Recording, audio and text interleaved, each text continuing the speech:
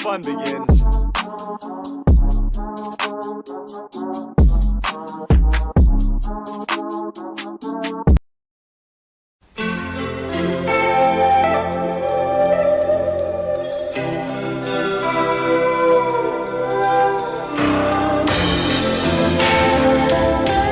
I am always thinking of new dreams. ジョージ・ルーカス I dream of visions which have 彼は yet to be seen, いつも新しい夢を考えてきた。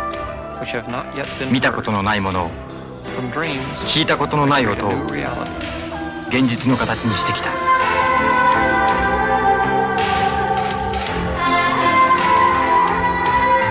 In this universe, new dreams and new friends. この宇宙は新しい夢と仲間でいっぱいだ。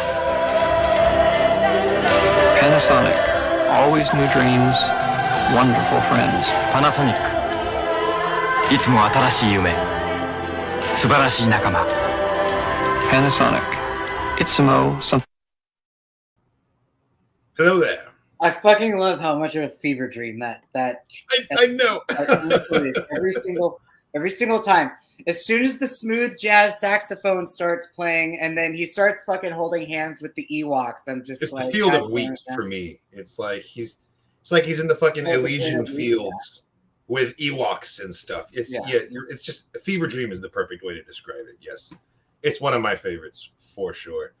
Hello there, everybody. Welcome to the Dork Forces podcast, issue number 53. We've been at this a while now, even though we took a pretty long hiatus there in the middle. I mean, it was necessary. As a lot of the viewers know, you have your aspiration. You're like, yeah, you're doing voice acting, and so it's not stuff that you want to necessarily break contract with. Also, we don't want to fully do promote things. My personal aspirations aside, solidarity is just important.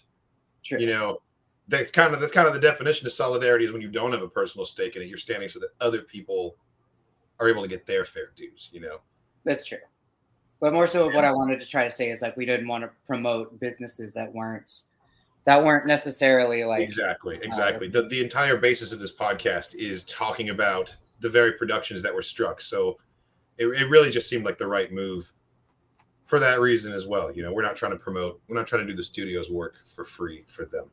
But in the meantime, there was a bunch of shows and media and things that have dropped. There have been a bunch of trailers recently that have dropped. So thank you again, everyone who chooses to join us on this Tuesday evening, late evening.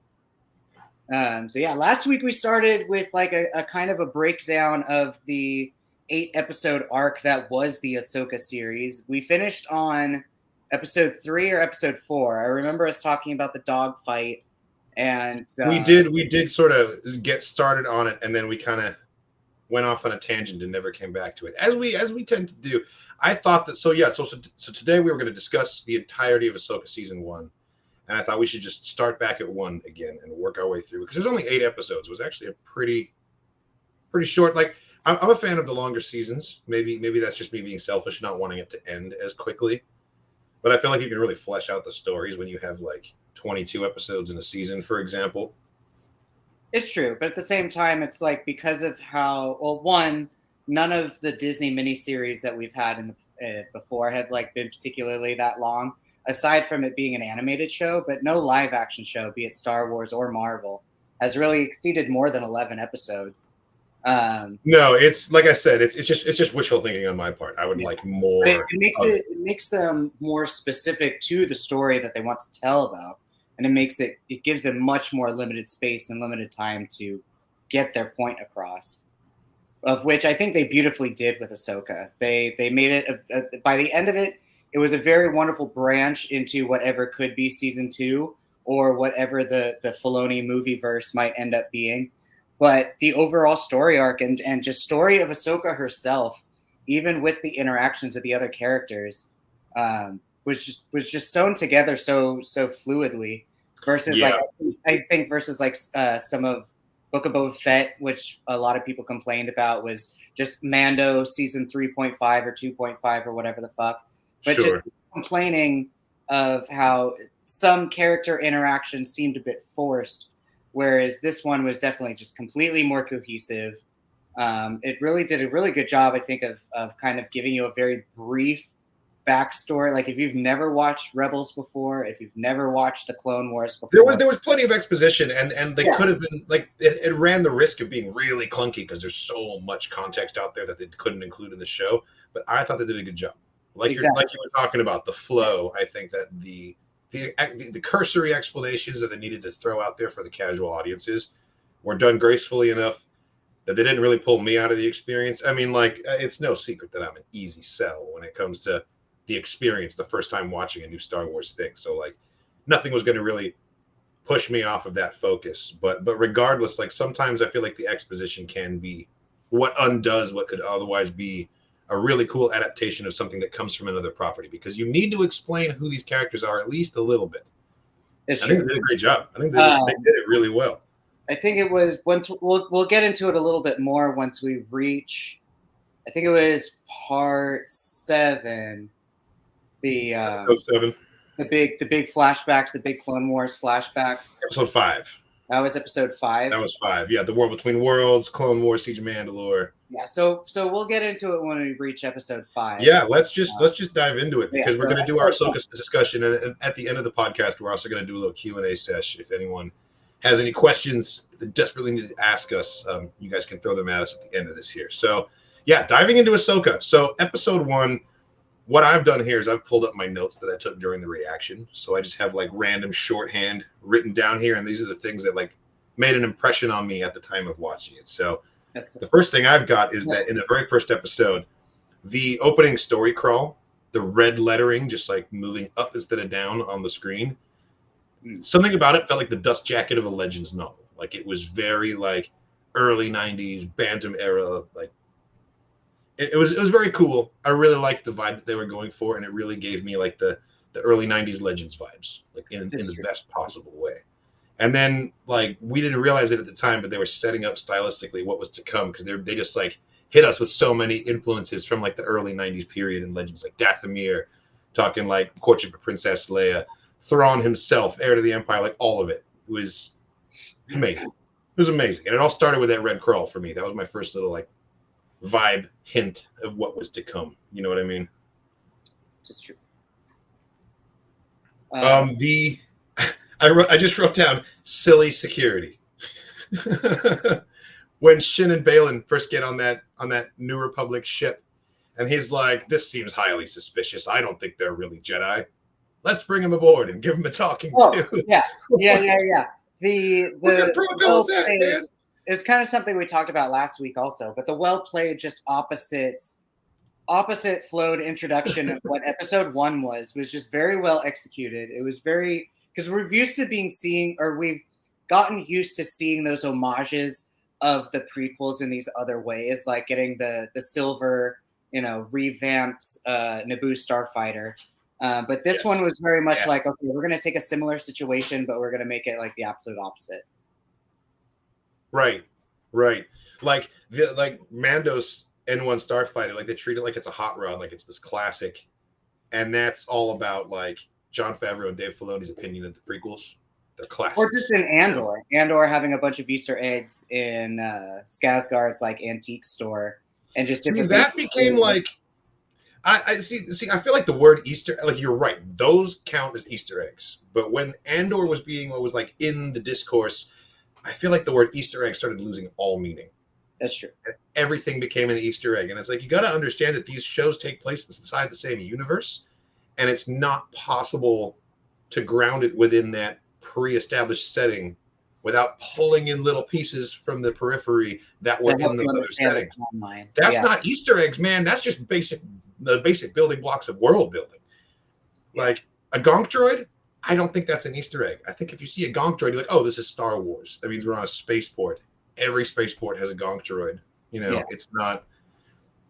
If we see a gonk droid that has specific Aurebesh graffiti on the side, and we're like, oh, that's the one that Ezra sat on in that one episode of Star Wars Rebels. Yeah. Now it's an Easter egg. But people were referring to all kinds of little things in Andor as Easter eggs, and I'm like, I think that speaks to a greater mindset of how people really watch their Star Wars. They just watch it for the references and for the connections, and I'm guilty of that. I do that a lot, and I think Andor kind of challenged that kind of audience member, because it's like, yeah, there are things here and there, but it's super not the focus of what's going on. It's true. Andor was there to tell a story that's It's cohesive from start to finish, that does not really rely on you being a Star Wars fan to get drawn into it and need to know what happens next. Man, it's hard for me to even really imagine, but like watching Andor without having seen any other Star Wars, it'd be wild. It'd be totally confusing. I'd be like, where the hell is this going?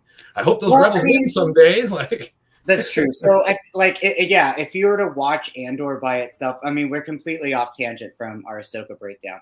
But like, if you were to watch Andor by itself without watching any sort of prior Star Wars, I think it would just end up being some like weird dystopian sci-fi drama, yep. if anything, because it still hit a lot of points. Like, I mean, it still hit a lot of like political aspirations and points, and you know, foundations of an oppressive government versus like there's always going to be the little person to stand up.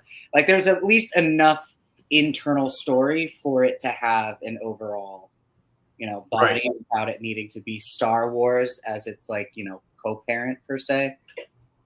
But yeah, and so going back to our Ahsoka discussion with Master and Apprentice, getting to see long hair Sabine, getting to see the kind of just like the introduction of everything. It was a very wonderful introduction to what the series is going to be, because we got to see Hu Yang, we got to see Ahsoka's ship, we got to see long-haired Sabine, of whom straight up did the Mulan thing, the Zuko thing of like, all right, gotta cut off the long hair, gotta like get ready for the shit to drop.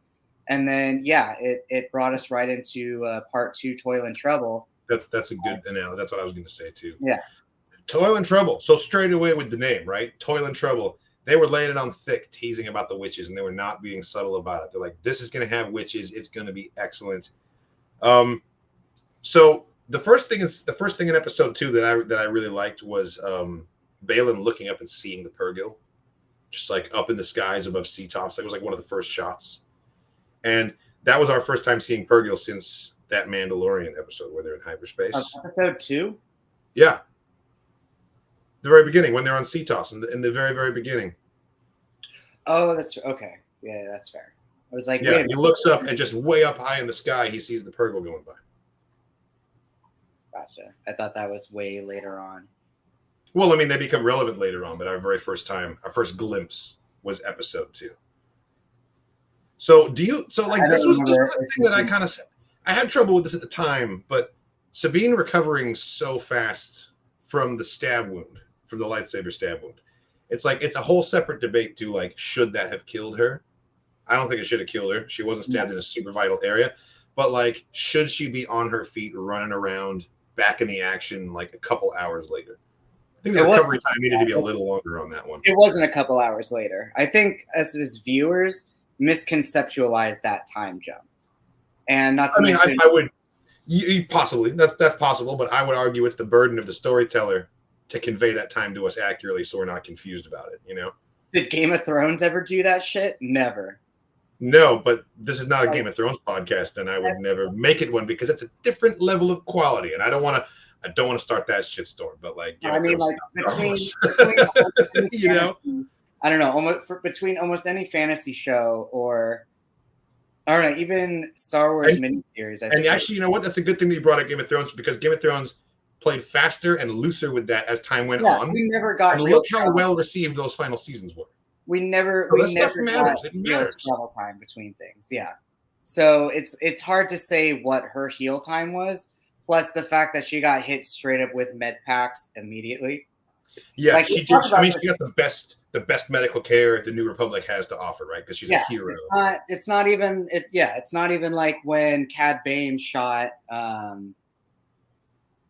what's his nuts in the chest, and like, you know, he still needs. Oh yeah, Cobb Vanth, right. Yeah. Or like everyone's still Fennec Shand taking the gut shot, you know? Right? Yeah, everyone's still Fennec Shand, she needed a whole fucking robotic stomach. That was a little bit different. She needed massive surgery. But, I mean, I can understand blasters, because blasters are supposed to be our representation of guns, and you can survive a gunshot. It's definitely doable. But lightsabers were supposed to be like Yes, but they also fucking kill you. They cauterize the wound, but that doesn't save the person. You die with a perfectly cauterized wound in your chest. Like that's what that does. And nowadays, it's I don't know. I agree. I kind of stand with this criticism. Like I wish lightsabers were a little deadlier, but at the same time, I can kind of like see my way clear to it, because if you think about Rebels and how Ezra really kind of used his lightsaber as a baseball bat, and this is the stylistic successor to Rebels, but in live action, like it would make sense that like the lightsabers are a little bit toned down, because that's kind of how it worked in the story in Rebels as well. And this is really the continuation of Rebels. And I was able to get over Ezra like, cutting a bunch of guns and like multiple hits on a stormtrooper before it went down. I can get over it here as well. But yeah, Amy, exactly. I feel like we've gone a little bit back and forth with this one, because also when it comes to the quote unquote survivability of lightsabers, we've only ever seen it twice.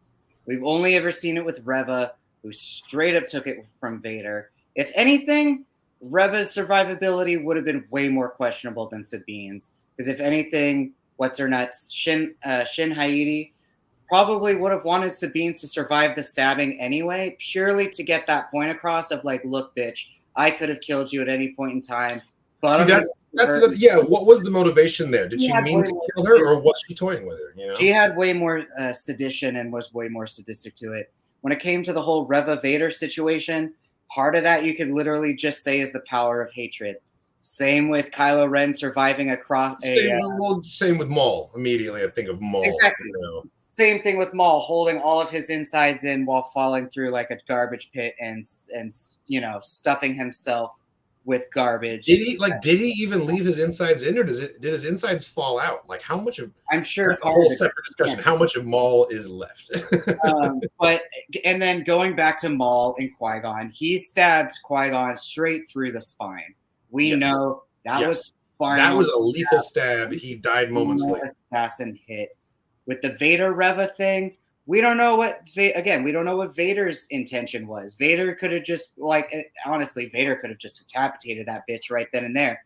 But that bitch, she stayed alive and was like, you know what, I'm gonna hunt down your son purely because I feel like it.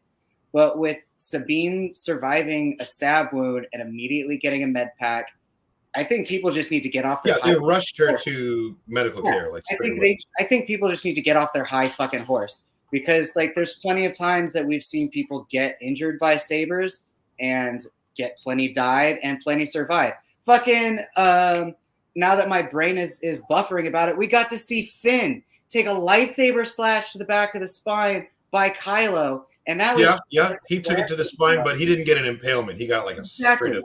But so people just need to like shut the fuck up and recognize that these are I'm going to jump in there and I'm going to say that there's nothing wrong with nerds criticizing nerd stuff. That is how we like to have our fun. And if you have a problem with the way lightsabers are functioning, I don't think that counts as being on a high horse. I think it's totally valid for people to not like that. But at the same time, I do agree with you. I don't have a problem with it. You know, if I cared more about it, it would bother me. But like I'm able to see past that because there's other things to enjoy that are happening around that lightsaber fighting in that same episode, you know? Right. Savage, people have survived getting multiple limbs chopped off by lightsabers. So if you want to like come to a blood loss issue, again, sabers cauterize.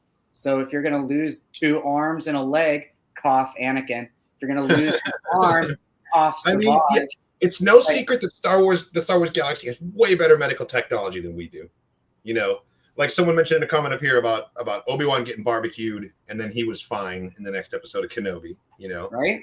Famously, Vader in all of his wounds. And then, he's fine, asterisk, you know? He's not really fine. He has to wear this awful suit for the rest of his life. Yeah. It's very uncomfortable, but he survived it. And yes, you are correct that if you want to line it up with realism and real world weapons, you can get stabbed with a bladed weapon and survive that. It's a very survivable thing. I just don't like that it somehow subtracts from the mythos of what it is to be a Jedi Knight.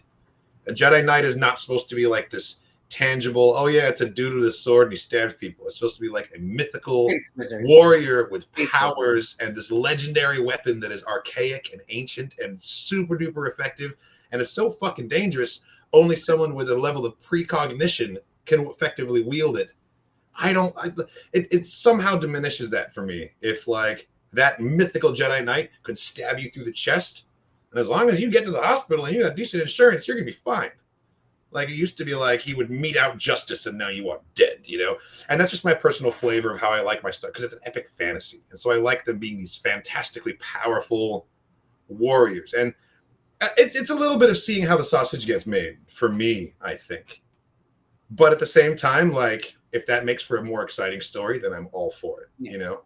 And then to counter the mythical sword of the Jedi, like, we got Cortosis and Beskar, of which the past 3 years we've seen a shitload of Beskar. So again, the effectiveness of the lightsaber, the lethality of the lightsaber is diminished within the last couple of years, as is anyway.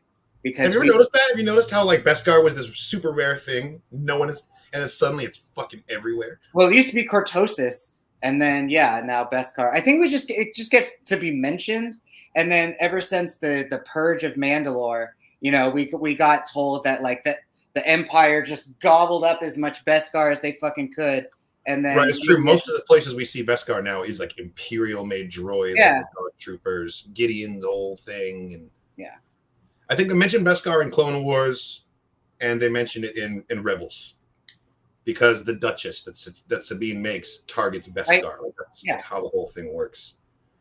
Yeah. But I like it was a hiccup for me, but it was also very early on in the episode that we learned that, like, okay, she got better. It's fine. And then a lot more things happened in that episode. So it was completely out of my head by the time we got to the end of it. Mm. Like, for example, when she had to hack into that droid head to get the coordinates where the assassin was sent from, and that's how we found out about Corellia. Yeah, so cool. Like, plugged it into this janky ass big thing with like a keypad, and she was basically playing like a mini game. Like, she was like playing a little like game of Snake or something to, like, in order to unlock it. Yeah. That was fun. That was very, very like Star Wars RPG. Like, I feel like that technology was something that was established in West End games or something, and they like brought it in because they do that so much. But I thought that was really fun. I thought that was really cool. And then Corellia itself, the whole fight sequence that turned into the chase, where they go up to like the control center for the shipyard, and everyone in there is an Imperial sympathizer. It felt very like noir, almost like a James Bond action sequence. And the way she like cuts through the window to jump out, that was dope. That was dope. I think it was rare in current canon after the Purge, in that unless you're an Imperial, you're not going to see Beskar out there in the wild, because the Mandos had all gone to ground. You know, they were all living underground in coverts and in hiding, and you wouldn't really see Beskar unless like special circumstances, like Cobb Vanth, for example. You know. Yeah, Ronan, exactly. The danger, mortality of a main character. Like, well, I mean, we're talking about Sabine Wren here. Were we ever really that worried about Sabine Wren? Like, I was so shocked when she got stabbed, and in the reaction video just before she gets stabbed, I'm like, oh no, guys, Sabine Wren's gonna die, and then boom. So like, if anyone had plot armor, I would assume it would be Ahsoka, Sabine, and Hera. You know. I mean, she had a Beskar spear because she has connections with the Empire. It was a gift to the Empire stores, and it was gifted to her from Gideon, who took it from the Purge. Well, I thought it was a gift from Thrawn. No, I think you might be right. Either way, it was a gift from one of the Imperials who took it from the Purge, and also it was supposed to be a super duper fancy rare gift because Beskar was so hard to come by at that time. Yes. Same. I think the spear was awesome. I'm sad that they melted it down too. What about the star map, bro? That was the episode we got the star map. Morgan Elsbeth turns it on. It was so KOTOR. It was so KOTOR looking. It was, yes. Because that was right. I think that was the end of episode 2, because episode 3 was the dog fight. But getting to see the activation of the star map with the little ball and the little green Dathomiri witch flame, like, it was very our first little confirmation. It was very KOTOR. It was very just like old school RPG. Everything about it. Like, I think that was also the first time that we really got to hear dialogue from Baylan, and immediately we knew that this dude was going to be epic through and throughout the show. And that little scene when Morgan Elsbeth is like, was that a note of fear I detect in your voice? And he's just like, experience. Yeah. No, he was excellent. What a commanding presence. He had a couple lines in the first episode too, like his whole like we are no Jedi, like to the captain in the very beginning. And I think he had words with Morgan when he sprang her from the cell. I love that shot of him arriving in there, by the way, just like such an imposing silhouette. Just like 5 fucking feet wide, just standing there with a lightsaber. God damn. Just basic forms, just forms. I loved it. I loved his close to the chest forms. Like he straight up used like heavy style number 2 from Jedi Outcast. It's amazing. Beautiful. Thank you so much for the super sticker. I'm not sure if it's supposed to be displaying or just saying the words super sticker. Or you're calling me a super sticker. Episode 2. Was it episode 2 or episode 3 that we got to see the Ahsoka backflip aerial? 3. That was 3. That was during that dogfight. So yes, Act 3 for Time to Fly, Hera tangles with New Republic politics while Ahsoka and Sabine voyage to distant planet. Yeah. Getting to see Ahsoka's live-action spacesuit was so Clone Wars, so man. Animated show. Cartwheel and it went by. It was incredible. Beautiful. We skipped over one really important scene that happened at the very end of 2, and that was the recreation of the Rebels epilogue, where short hair Sabine meets with Ahsoka after looking at the mural, and they get in the ship and they fly off. And it was like a recreation of how Rebels ended. Like we got that. That was like a really emotional moment for me. I was instantly like transported back to when I was watching the Rebels finale, and it was, I don't know, it's I think Rebels is the most meaningful of the Star Wars stories to me personally, and so there was a lot of like personal emotion and investment and like in them pulling this off. And when I saw that scene of like Sabine looking at the mural, seeing Sabine and seeing Ahsoka, and off they went, like it was powerful. That was when I knew we were in good hands, and they were doing as faithful a recreation as they could. Hold on, I'll be right back. Yeah, no problem. Hello there, Scott. You're so late to the party. You just chased Bendu away. I don't know where he went. The only thing I didn't like about the dogfight is the snub fighters didn't feel that threatening. At least we got, that's a valid criticism. They weren't that threatening. But if you think about it, that could also be because they're kind of under-resourced. Building the Eye of Sion has taken everything they've got, and that's why they don't have TIE fighters to send after. And all they've got is these janky little, like World War II looking airplanes. I think that also kind of speaks to how desperate, like they put everything they had into making the ring work. And if it doesn't work, they're screwed. Like they put all their eggs in this basket, and all they have left is a couple like really old scuttled fighters that they can send after them. The sound design, though, the artistic design of the ships themselves was so spot on. Like, Yes, you knew exactly what they were. The whole dogfight was very World War II. The fact until the cartwheel part, then it became something, because I don't remember that shit from the old World War II reels. But I mean, like, so the way that the small like fighter jets were, how they had the very short, stocky bodies and the short wings. Yes. But even the sound wise, they were very like they were very more like nasally, hard pitched sounds. For sure. The blasters were where the machine guns would be. That episode was also the first episode that we got to hear Marek's voice, of which that's right, and he was all the whole internet went wild of like trying to figure out who could this guy possibly be. God, it was such control. Oh man, it was a great hype piece. Marek, shout out to Marek. He was a beautiful character design. The French Spanish armor that they decided to build him for as an Inquisitor, oh man, was fantastic. The Italian side cape was I really liked it. It was so funny to me. People were speculating like crazy. Who is Marek? He's going to be a character that we know. Is it Galen Marek? Is it Starkiller? Is it this or that? Is it Ezra the whole time? That was my favorite theory that I heard. And then we finally hear him speak, and everyone's like, okay, the mystery gets revealed. And his voice is like the most garbled, nonsensical, just like, it told us nothing. Yeah, it's because he's made of, it told us that he's made of gas. That's true. He did sound a little gassy. That should have been our clue. That was our first clue. Like, clearly he's a dead man. Balin read Sabine and Ahsoka's fears. Do you think that's in his Force abilities? Yes, that's an interesting question, because I always just kind of figured that he was like a super perceptive, like a reader of people. Yeah. And was able to just sort of like psychoanalyze them on the spot and be like, this is what drives you. This is what you fear. but it's very possible that like he reaches into the Force to supplement that perception, and I feel like maybe it's a little bit of column A and a little bit of column B. Well, I feel like at some point, I'm trying to remember which show it was. There was something that we were watching recently that it might have been Vision season 2, but it was almost like they had a type of battle meditation, or it was like the opposite of battle meditation. Yeah. What was that? Able to like switch your own sort of like, are you secure in what you're doing? Like, are you sure? Like he was very much like the tactician within the entire series. And very rarely did he fight, but then when he did fight, he was just a fucking powerhouse the entire time.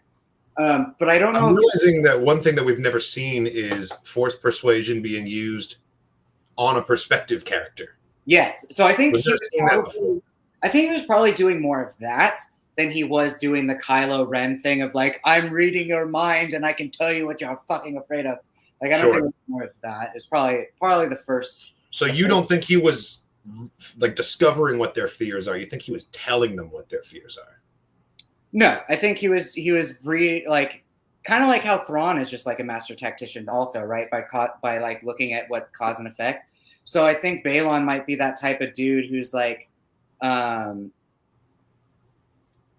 he might be either he's like that type of psychic who will like look at a room and be like, oh, he'll look to see what he can say to give a reaction, and then he'll work down that road to continue said reactions, or like, kind of see like what your motivations are.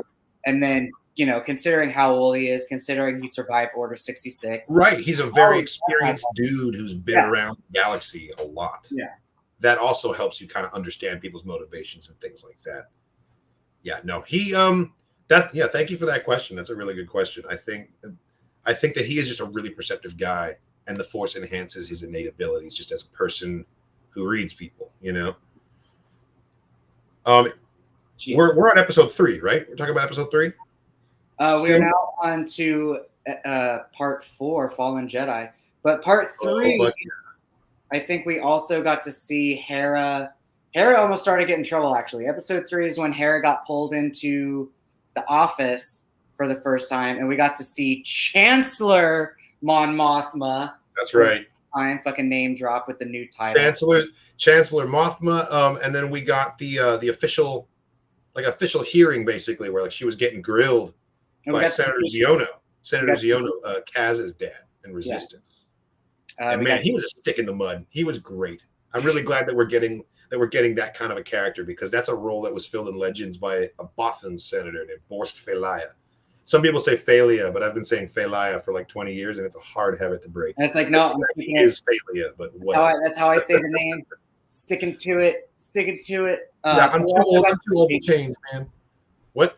We got to see the little green-haired kid, Jason Syndulla, for the first time in episode 3. Mother flippin' Syndulla. And he was wearing Kanan's pauldron right from the start, man. Right from the start. Yup. I was so worried about Jason Syndulla because, let's face it, he's not a pretty kid in the end of Rebels. There's nothing good to look at there. Like it's just a weird, bright green hair, little round face, green on his ears, even big fucking ears. And it was he grew into it. He grew into his head. They found a way to make it look like a real living person with just like some green hair. And I bought it. I was like, okay, yeah, that kid's got a Twi'lek for a mom. Sure, why not? Right, like that's the biggest thing that confuses me about like Twi'lek genetics, I suppose, because the other time when you see Twi'leks get mixed with human or other humanoids is with that clone dude. And they both lived the farmer life. And they had some Twi'lek kids, and they had some like humanoid clone-looking kids. They had all Twi'lek kids, and I'm not sure if they were Cut's kids, or if Cut. I thought they had a humanoid was killed and Cut moved in there or something. I don't know if he had those kids or not. I know that is a matter of some debate, because Cut LaQuaine definitely raised those kids, but I don't know if he's biologically their parent. Damn. Okay.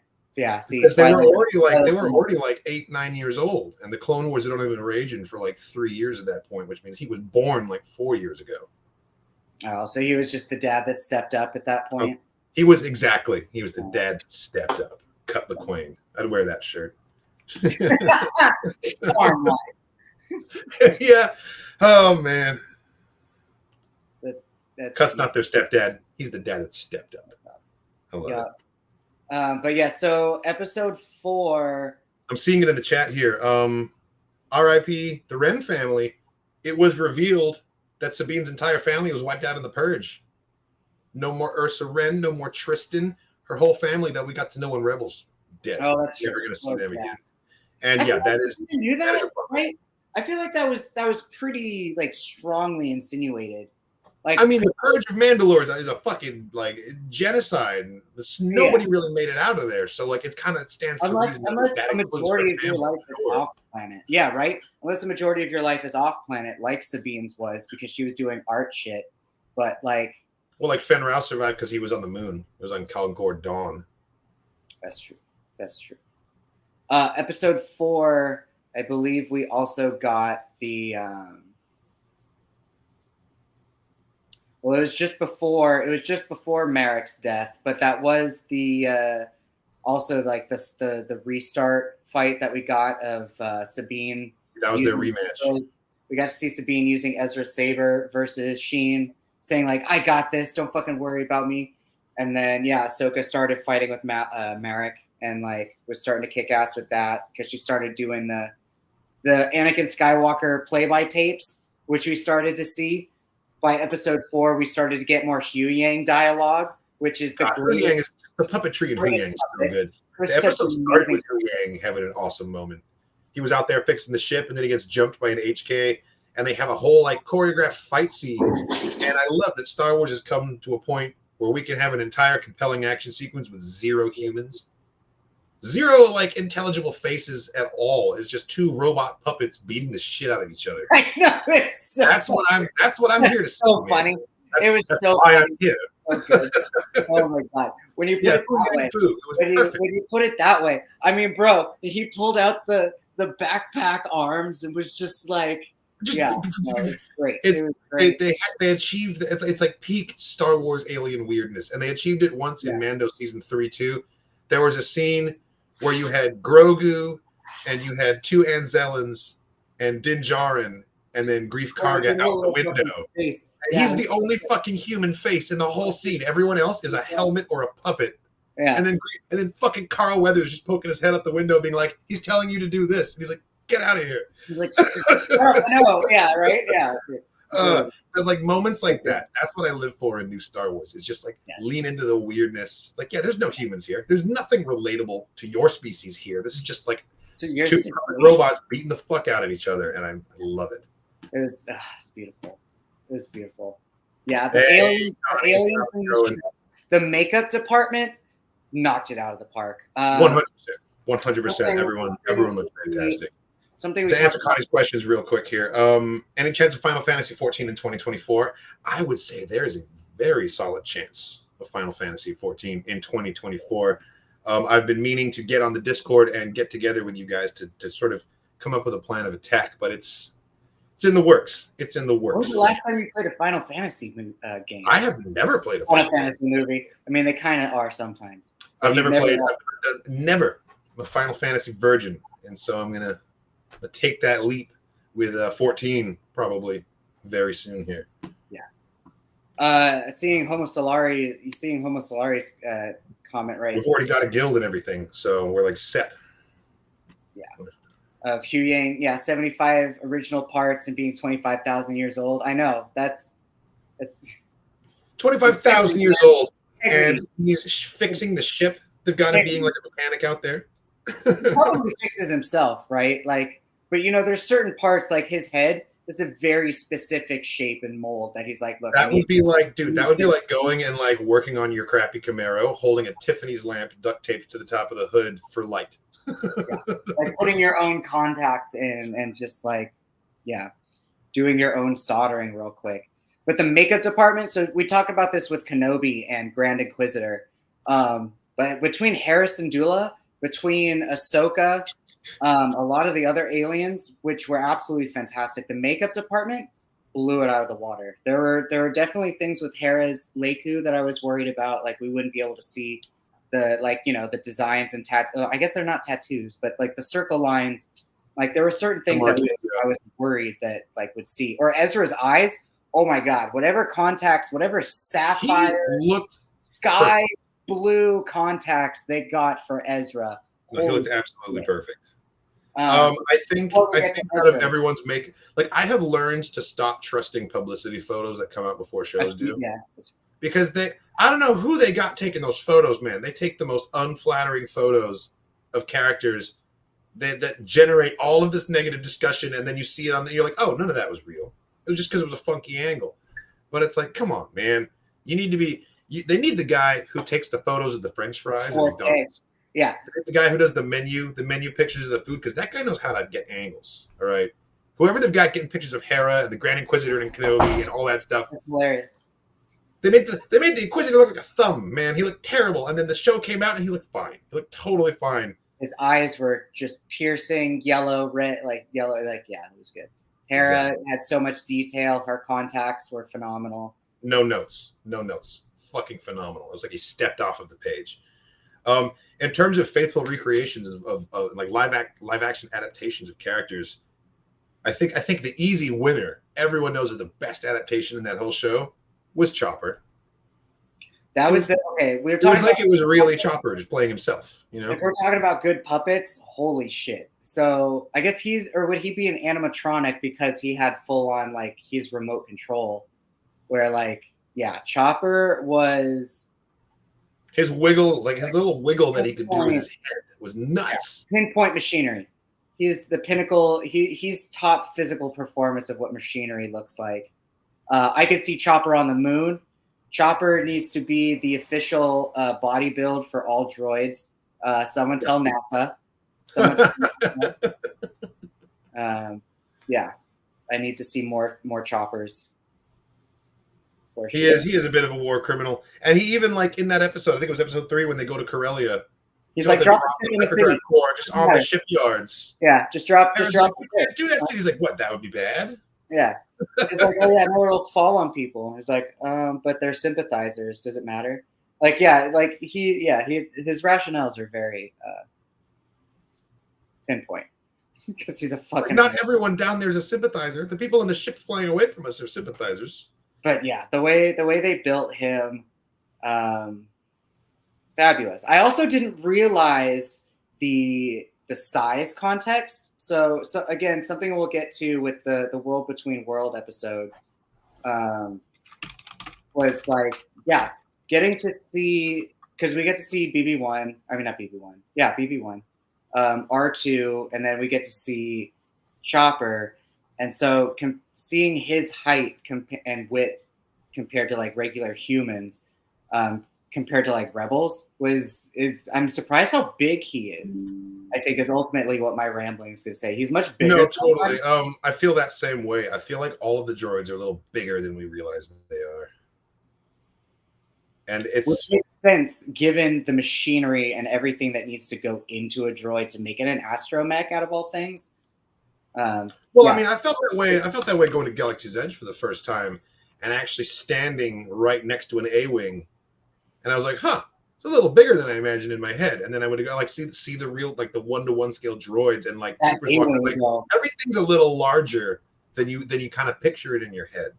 I don't know. I don't know that. Oh God, the A-wing was gorgeous. Oh, yeah, man. It was. Yeah, it was. I think I was more so surprised how small the A-wing was in person. Out of all the ships, the A-wing is the only one that makes sense to me being small, just because it is such a what it is. Yeah, it's a single person fighter and everything. Like a Y-wing needs to be the size of a goddamn Winnebago at least. It's huge. Part 4, The Fallen Jedi. Hera risks her career and help her friends while Ahsoka and Sabine confront enemies. It's great. We get to see. She sure did risk her career. We get to see Uncle Iroh get to do some great cop bullshit and some Jedi mind tricks of his own.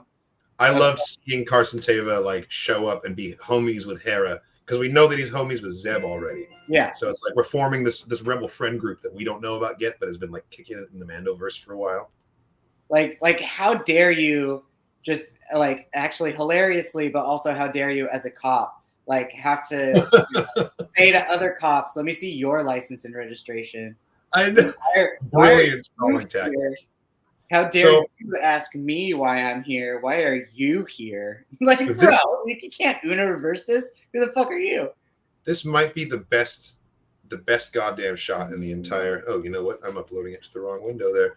There we go. This might be my favorite shot from the entire thing. The entire thing, and it's not even what you might expect it to be. Okay, well, I started talking about the clip a little early because now it's actually uploading. It's gonna take a minute. I thought it'd be done by now. But when we first got to see the Rebel fleet and Home One just in the middle of it, and then the Ghost takes off and does like a lap around it with Phoenix Squadron in formation, it was just beautiful. They knew what they were doing. And Carson Teva like flying point with Hera. Yeah, the Ghost is one of my favorite ships. It's like a sexier, younger cousin of the Millennium Falcon. You know. Well, because they're both freighters, right?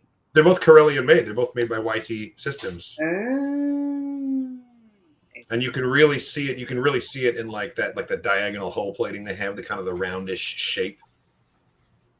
But instead of having like a boxy cockpit, it has like a bubble cockpit. You know. It does have the bubble cockpit. This is true. Here it is. Feast your eyes on this clip.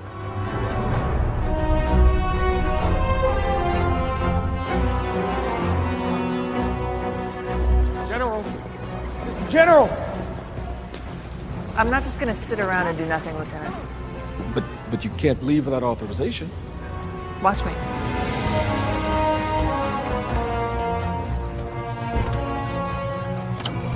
Mom, how come I have to do what I'm told and you don't? Well, when you're a general, you can disobey orders too. Until then, buckle up.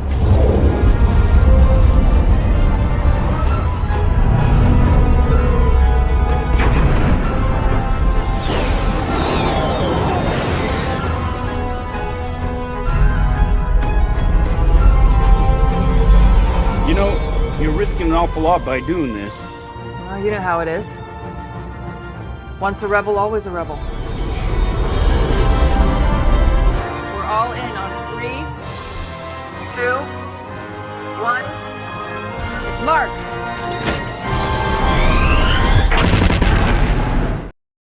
Oh, God. So good. It's so clean. It's so clean. It's so clean. The CG, God damn it. It's like, okay, I forget, like, it doesn't fucking matter. Like, all the money that they could have used on other projects, blah, blah, blah, blah, blah. Like, the fact that, like, the CG and the ships and the space and the engine sounds, like, everything comes so put together in this show. And then, like, even the music, everything music-wise for this show was exactly what it needed to be and sounded like so much like John Williams. The fact that they got the Kiners do it again. Oh man, it really helped make it feel authentic to the Rebels universe, which is distinct from the Star Wars universe. Rebels is its own thing within that, and this felt like a continuation of that, as well as, and the music was a big part of that, I think. Which is true. But yeah, getting to see that fleet shot, and then the little escort of X-wings. We had that Rhodian pilot. As soon as I saw that poor dude, I was like, "Oh, he's dying first. He's dying first for sure." The Rhodian always dies first in Star Wars. Terrible, but it's true. It's pretty totally true. And then, dude, the hyperspace jump when the ring just like it like exploded into hyperspace. It didn't just jump. It like tore space open. That happens in part 6 and Far, Far Away. Yeah, after we get a little. Not at the end of 5? Oh, I've got my notes are all jumbled over here. My bad. Yeah, and in part 6, Far, Far Away is when they leave the ring, or they're leaving on the ring, and then we get to start. That's right. Part 5 ended with the crazy cliffhanger, Ahsoka in the World Between Worlds, and then there's Anakin, and then the episode just ends. And we're left screaming. Yep. And then there's part 6 of Far, Far Away, which is mostly Thrawn related, which is gorgeous. Oh man. Thrawn also visually fucking fantastic. His voice, amazing. The visual costume creation of the Death Troopers, or not the Death Troopers, the Night Troopers, fucking brilliant. The Kintsugi Troopers, God, they look so bro. Cool. And Enoch was a really cool, unique captain. who ended up doing nothing, which is a proud tradition of badass-looking Star Wars side baddies. I was going to say, that was, as you brilliantly said and also tweeted, of like holding the fascinating and ultimate tradition of looking amazing and doing nothing comes this guy. Yeah. Looking at you, Boba Fett, looking at you, Captain Phasma, you know. It's true. It's an important job. Someone's got to do it. Looking at you, Knights of Ren, all of you. All the Knights of Ren. Every single one. The Praetorian Guards did more than the Knights of Ren. But episode 6 was a feast, man. We got Peridia, we got the witches, we got Thrawn, the Gold Troopers, Enoch, that incredible shot of the Chimera, like cresting the top of the tower and then like docking with it. Oh man, that was that was like fucking experience. It was kind of a trip hearing Lars Mikkelsen's voice come out of Lars Mikkelsen's face, which is a hilarious thing to say. But like, I'm so used to seeing animated Thrawn and like hearing that voice. Like I know that he's a prolific actor. He's been in a bunch of stuff, but I don't really know him. Like I don't really know him outside of his role in the Rebels and like, I don't know, some other fairly recent things that he's done. But to me, that's Thrawn's voice first and foremost. So seeing an actual flesh and blood human and then this animated voice comes out, it took my mind a second to be like, oh, okay, it's a real person making that. It's not just a cartoon that lives in a computer. The fact that they were able to give him his organ piano theme, like creepy ass music, like the entire time. That was great. Was also brilliant, brilliantly done. Filoni, you madman. We got the Jonah and the whale getting swallowed by the Purrgil. And that's right. Ezra Bridger. This was the episode, right, where we first saw Ezra Bridger. No, I think that was part 7, Dreams and Madness. No, it was the ending of episode 6. Because Sabine, they kick Sabine out. They give her the warg dog. Right, and then she rides off to the little village. She finds on the thing, and that's the end of the episode. Yeah, he showed up right at the end. Damn. Okay. Yeah, my memory's jumbled a little bit. I don't remember if you guys say so. I mean, it's been a while, and I've rewatched them a couple times, but they sort of bleed into each other because I sort of inhale it as like a long movie because that's the way I think it should be. Yeah, and then in episode 7, we've got Hera's hearing, where Chopper was like being restrained from like committing some new war crimes against Senator Ziono right quick. Oh, yeah, because someone said, he said some stupid shit about like, oh, how can we take droid information for like its word or something. Like he was saying something about like, not being able to accreditate what's. Oh no, it was when fucking C-3PO walked in and was like, oh yeah, no, it was Admiral Organa. It was fucking Senator Organa the whole time, and like we didn't need to tell you because it was a secret mission at the time. And then he was just like, we can't trust a droid to say this. What business is a droid saying what a senator needs to say? And Chopper's like, fuck you, say that to my face.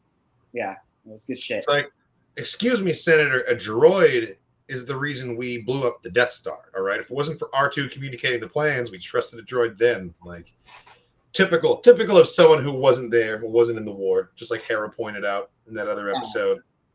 Before I forget, episode 5, that did have the amazing closing also of Balon burning the star map and just like completely incinerating the bitch. And just like, oh. Episode 4, yeah. Oh. It left us with so many questions of like, how are they going to figure it out? What's going to happen? But at the same time, we knew in the back of the head, like, oh, some whale shit dickery is about to happen. That's what the episode should have been called, Whale Shit Dickery. Yeah, getting in the mouth. Yoda is such a pain. I get why Kaz kept his involvement in the Resistance a secret from him, at least at first. Yeah, no shit. His dad clearly did not strike me as like the supportive father type either. Like, oh yeah, Kaz, that's great. Good for you. No, he'd try to haul his ass in and charge him with like treason or something. No, his dad's ridiculous. But we need that kind of a character in these stories because this time period needs to have like a stickler who's holding things up, but not a straight up antagonist. Like he can't be an evil villain. He has to be someone on the good side who's like using bureaucracy as a weapon. Oh, you know who I'm thinking about? Who might have been using the battle meditation? It might have been in part 8 because weren't the witches? They did an incantation so that Ahsoka's ship was more visible to the fighters, but I don't remember if the witches were also doing something against the Republic fleet. Or no, there was no Republic fleet. No one was. No, because the fleet. No, because Hera's request was denied, and they never sent any ships.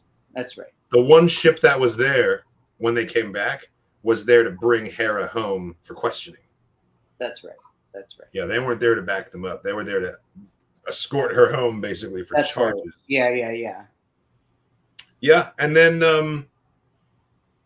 we also got a name drop of Asajj Ventress during the training sequence in that last episode. He said Ventress. You said Dooku's name. Did he say Grievous's name as well? I don't recall hearing Grievous, but I remember Dooku and Ventress. Yeah, which is great. I mean, seeing the Anakin Skywalker training videos, like fucking brilliant. He also that we learned tailor made for her was also incredible. They're just like, you need to follow these training videos, even though I don't follow my own training videos. But don't listen to me. But do it. Like, yeah, you know what? It was so fucking on point. Rewinding just a little bit before we talk about the finale and training here. One thing that I did kind of like was weird to me was in episode 3 during that dogfight right before Ahsoka went out on the wing and like took out those fighters. Yes. So Sabine gets on the nose turret and she's having the hardest time shooting these moving targets. And so Ahsoka deleted her presets, so she's not able to aim and fire the way she's used to firing. And then Ahsoka decides this time is like a good opportunity to teach her like some Jedi training, right? So the lesson that she teaches her is learn to anticipate, right? How is that different from just shooting? What makes that Jedi shooting? Because learning to anticipate is how you do leads. That's how you shoot moving targets. Why would a Mandalorian not know how to shoot moving targets, bro? What's going on there? That's true. Why can't she shoot something until she's told to learn to anticipate, which is like 101 of how to shoot something that's moving, Jedi or no Jedi? I know that they needed to show us a moment where like finally Sabine's starting to listen to Ahsoka's teachings a little bit, but I feel like a shooting scenario with a Mandalorian student. So okay, so maybe the emphasis.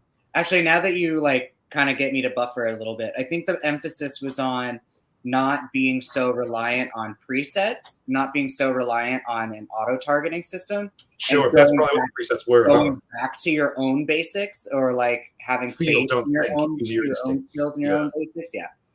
It's the Obi-Wan Kenobi thing of like trust your instincts. You're totally right. I guess I don't have a problem with the actual concept. I have a problem with the writing. The way she chose to phrase her lesson. Learn to anticipate. It's like, well, no shit. If you don't anticipate where he's going, you're never going to shoot him. That's fair. Plus, the way that Ahsoka's shit, it was really slow. It was like bang, reload, bang, reload, bang, reload. So it's not like Sabine had a lot of time to just. It wasn't like the Millennium Falcon, which at least went 1 2 1 2. Right, because the Millennium Falcon had quad lasers. Yeah. So when you're shooting less quickly, you probably have to like, because with ships too, they could easily just like bank left or up or down, right? So I think part of that, especially in 3-dimensional space. So part of it is you pointed it out that she started hitting targets. That's a good point. And Hu Yang is allowed to bully Sabine. No one else is allowed to bully Sabine. He can say what he wants. It's his teaching method. It was less about Ahsoka saying learn to anticipate, more about Ahsoka working with Sabine, not against her. I mean, yes, and I understand that was the purpose of the scene. I just feel like they could have picked a better lesson for Ahsoka to verbalize. Sabine's a Mandalorian. She knows how to fucking shoot. She knows how to anticipate a target moving. That's true. There could have been a different nugget of wisdom that Ahsoka could have dropped in that moment, and I would have enjoyed that scene a little bit more. Like if she just said trust your instincts. I acknowledge that's a nitpick. She could have easily just said trust your instincts. Trust your instincts. Or just like think and breathe. Because like wasn't 2 of the fighters droids? It was like 2 like it was 2 HK units and then Marek was in the 3rd one. Yeah, that's right. No. Shin was in one too, right? It was Shin, there was 4 Shin, of them. Marek, and then droids. 2 droids, yeah, okay. Well, fully covered pilots. They could have been droids. They could have just been the same people from Corvus.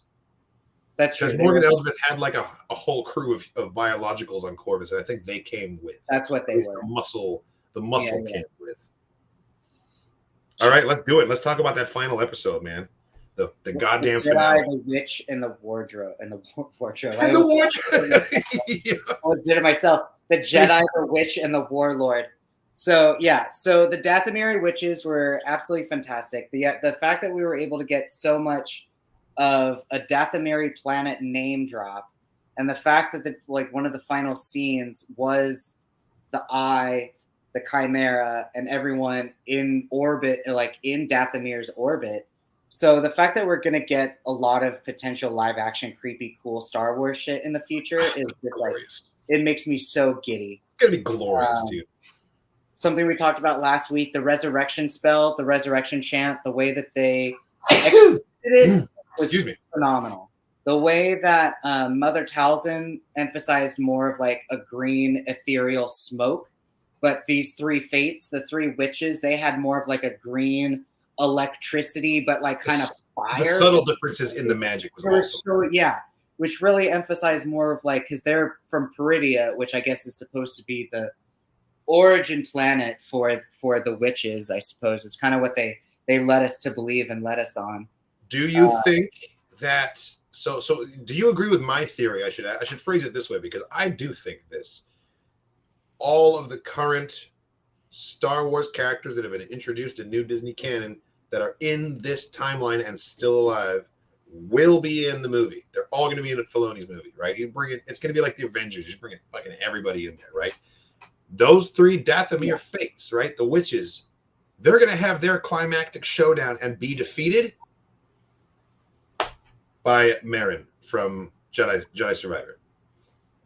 She's going to be the one to take it. I was going to say, if that were the case, that would insinuate, and that would mean that they would need to incorporate video game characters into the new live action canon, right? 100%. Well, I mean, they're canon. They might as well.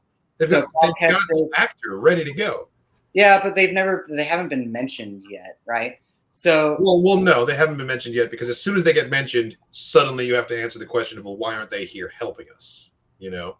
Yeah, of which the other answer to that, because now so now like this is the part where my memory gets all fuzzy of like, it's important for characters to be hidden away until they show up. Well, yeah. So I'm trying to finish my fucking thought. So like Quinlan Voss and his Underground Railroad.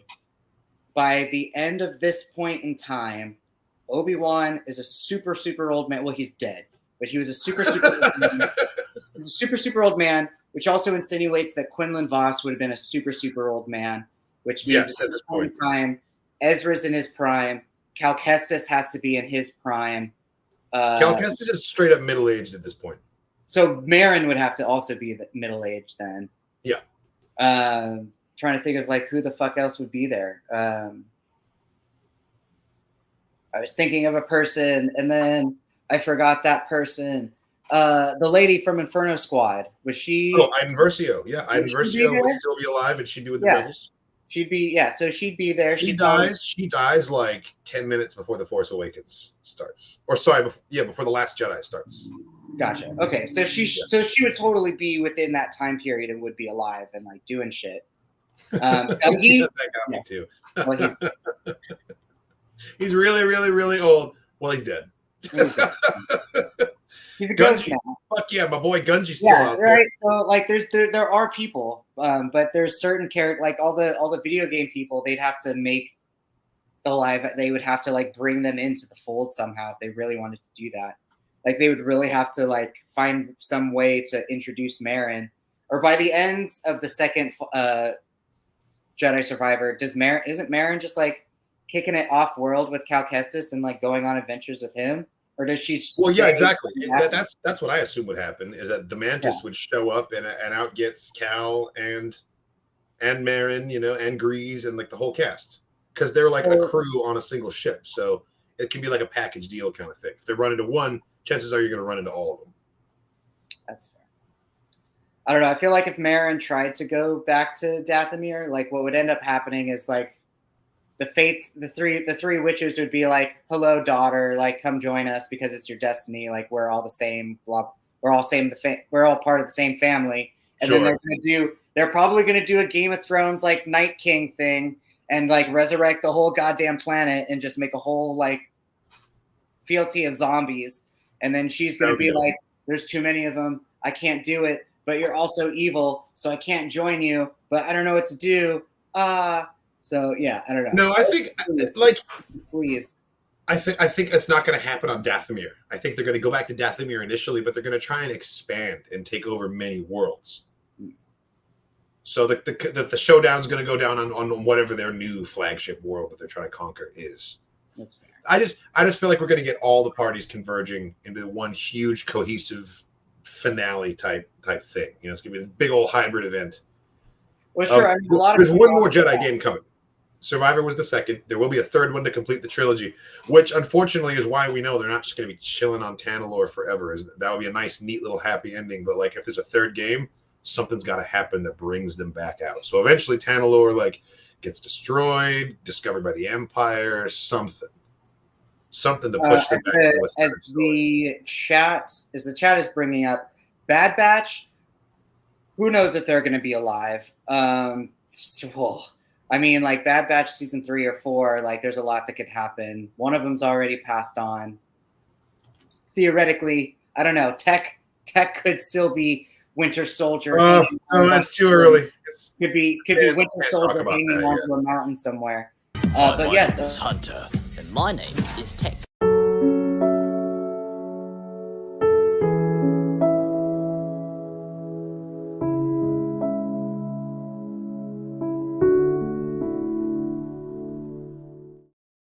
How dare you bring up Tech? Yeah. We are still in mourning. We are still in mourning on the Dork Forces podcast. Yeah. So, hey, man, I'm still under the belief that he survived and he could be hanging on.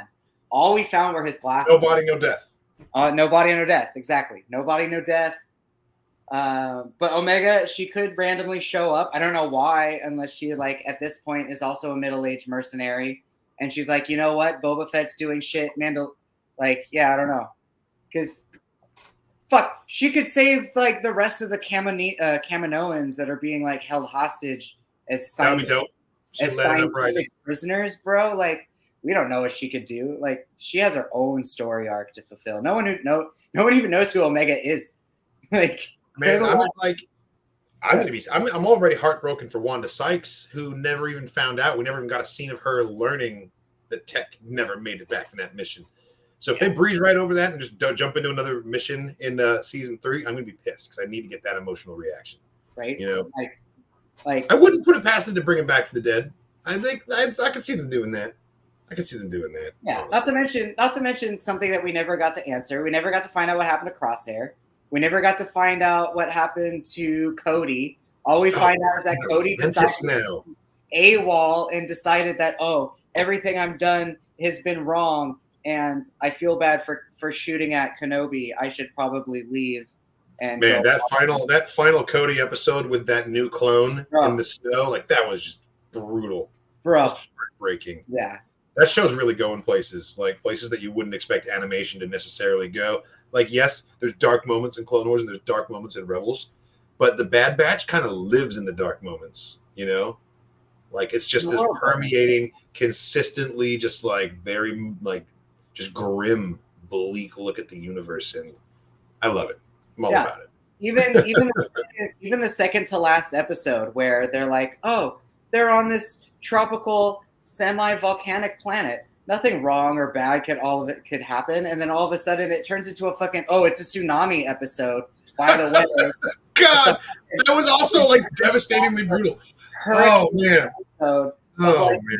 We need to relearn how to open these ancient floodgates of the volcano mountain because we've let our permanent flea markets and we've let our neighborhoods escalate too far. Like they built the retaining walls, but then they expanded past them because they had to because of overpopulation, and now everyone's fucking jammed into that second half of the. Yeah, it's not great. Yeah. Whoa, Brandon, is that confirmed that the next season is the final season of Bad Batch? I mean, I think we've heard that it was going to just be a 3-season. This is a three season affair.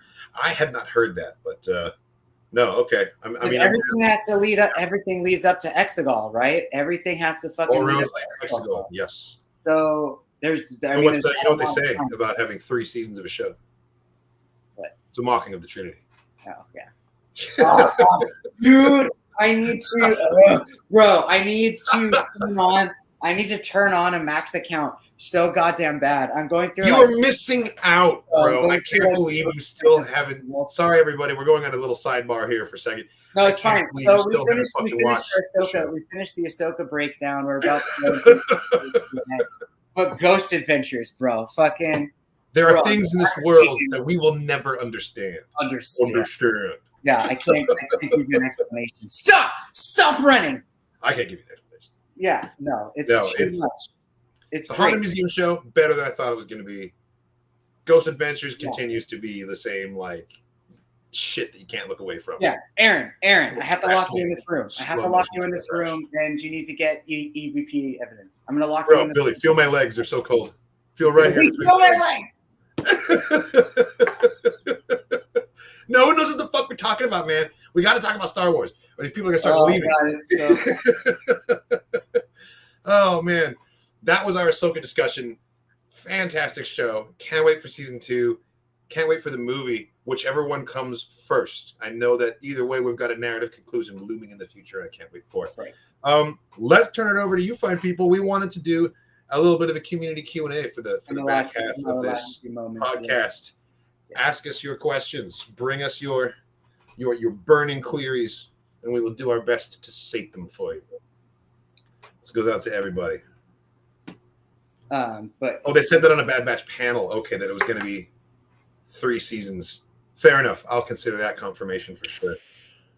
Yeah, I feel like we heard that before, either when we went to Emerald City or we went to a Mando panel, and there were. Oh no, we went to the Clone Wars panel that had. And we went to he talked a little bit about Bad Batch too.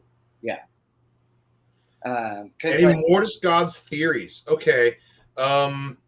I mean, is it even a theory? I think it's pretty much confirmed at this point, but that Anakin ended up taking the deal. He didn't. He resisted it. Well, he resisted it in life, and he left Mortis without taking the place of the father. But then when he dies in Return of the Jedi, he takes the father's place, and he is now the keeper, master of light and dark, and he's fulfilling the same role in like the living force in the world between worlds that the father was before. How do we know that? Is this just a theory of yours, or like? Because I was going to say, I don't know. It's a theory of mine, but I feel like it's confirmed in that he was able to manifest himself in front of Ahsoka, and also wield both light and dark, and teach her the lessons and give her the wisdom. Like he was able to, like, and also just like awesome for Hayden Christensen that he gets to play this version of Anakin that he never got to play before. Like that's some awesome validation. Anakin the stage, yes. But that would be my Mortis God theory: is that he now is the father. In death, he became him. And now he's. See, I don't know about that. I don't know about that because theoretically, like Balon could bring balance to the Force. Because Balon could be also like searching for the Mortis gods and could later become like a physical embodiment of the Father. If anything, I think Anakin still just helped balance out the living Force with his death and with destroying of the Sith. He fulfilled his prophecy. Like he did everything he was supposed to do as the chosen one after he died and before he died. So I don't think he's necessarily related to Mortis at all. If anything, he's just been able to take the embodiment of being the living force and is now, since he's been light, dark, and then his son Luke Skywalker helped him become redeemed again. He just has that experience. He just has that understanding and knowledge. Not to mention, Ahsoka has fought him both times. Like Ahsoka fought Vader in what was it? Was it Rebels season 1 or Rebels season 2 when they're on the Sith Temple? Season 2, Twilight of the Apprentice. So it's like Ahsoka has fought Anakin in both forms before. So it's not like this is the first time of her seeing Vader as Vader and Anakin as Anakin. Like she's been there before. No, for sure. But each time she was fighting the individual, and now she's fighting like the ultimate realized version who is able to utilize the full potential of both of those individuals that he used to be in the same moment. Yeah, and I think that's still probably just Anakin's remaining living essence within the Force and just helping Ahsoka finish her teaching, because a lot of her shit was bitterness And a lot of her shit was Resentment. Exactly, was a resentment. So something that Anakin had to do, or at least Anakin as an embodiment of the living force, was to help Ahsoka recognize that, doing whatever it needed to do. Same thing with why, like, Qui-Gon Jinn. I feel like if for Yoda, for example, right, and us as viewers, as like the viewing public, like when the living force took the embodiment of Qui-Gon Jinn for Yoda, it didn't have to do that. It just chose Qui-Gon Jinn because us as the viewing public would have recognized that easier. And then Qui-Gon is Yoda's one of many Padawans. Like, so you think that when a Force ghost manifests, it's the living force itself manifesting and taking the form of an identity that once lived, that I'm sure part of it will be like familiar with. I think part of it has to be I think it's like the Avatar state. You know what it is? I think the living force. Yeah, that's a perfect analogy. I totally get it. So you get a certain percentage of your experience, of your living experience, and like of your ego, but a lot of the living force itself is going to take whatever form it needs to and able to get its point across to that Jedi or to that. I will take the form of whoever I need to be for you to hear me in this moment. Exactly. Which is why in because that gives the force itself a degree of sentience that I think is appropriate. Exactly. Which is why in like The Last Jedi, for example, Rey hears a cacophony of Jedi voices because she becomes the embodiment of everyone, just like Rise of Skywalker. Right, exactly. Like she just hears everybody and everything at the same time. Whereas like for a particular Jedi, like Obi-Wan, like he saw Qui-Gon. For Anakin, he saw no one. Well, he kind of heard Qui-Gon's voice saying, "Anakin, no!" when he killed all the sand people. He did hear Qui-Gon. Like, did he even hear that, or did Yoda hear that while meditating? Like that's what's nuts. They both heard that. Like we don't know who Qui-Gon's ghost. My interpretation of that little like fade over montage transition scene is that Qui-Gon's communicating with Anakin, and Yoda is so attuned in his moment of meditation that he like picks it up like a radio wave going by. Yeah.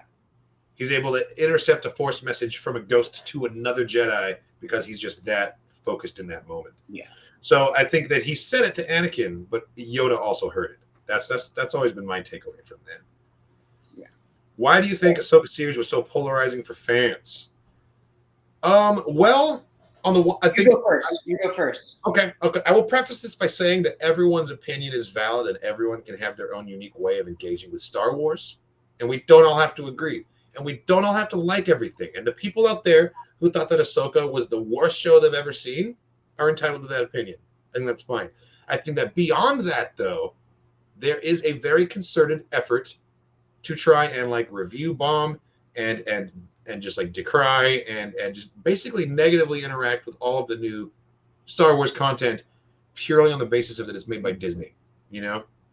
And it's like it's a very thinly veiled attempt to try and further a culture war against the kinds of the messaging in these shows, the diversity in the cast and crew. There's all these things that sort of make a certain group of people feel less entitled to these stories. And they don't like that. They don't like that at all. And regardless of the actual criticism and merit that you could levy against this show, they're going to hate it regardless. Their mind has already been made up. And so I think that Ahsoka was polarizing for fans for the same reason that every Star Wars show since the buyout from Disney has been polarizing for fans. It's because there's a lot of fans out there. And yes, they are still Star Wars fans. Even though that they screech and holler about every new Star Wars release, they're still Star Wars fans. They just don't like this stuff. And they never will, and they were never going to. And so there's always going to be that section of the fandom that is against the new thing. So that's really why it's polarizing. If you look at the people that actually gave it a fair shake, a large majority of them actually enjoyed this show, you know? There's criticism. There's absolutely things that you can pick apart about this show, and I don't think that means that you hate it. That just means you're engaging with it, you know? It just means you're interacting with the storytelling, making your own determinations of it, and I don't think there's anything wrong with that. I do that myself. Like, it's a universal truth, man. Nerds love to pick nerd stuff apart. That's kind of how we have our fun. And there's the problem on both sides, because the problem if you take that personally. Someone else picking apart a show, you shouldn't take that as a personal attack and feel the need to defend it or even get defensive. both sides can exist in this space. That's what what about you? What's your answer? That's part of the other. So part of it I was going to say is I hate to say, like, a majority of it does boil down to sexism. A lot of people, culture war. Yeah, a lot of people who had issue with Rey as becoming a very strong force wheeler out of nowhere, or a Mary Sue.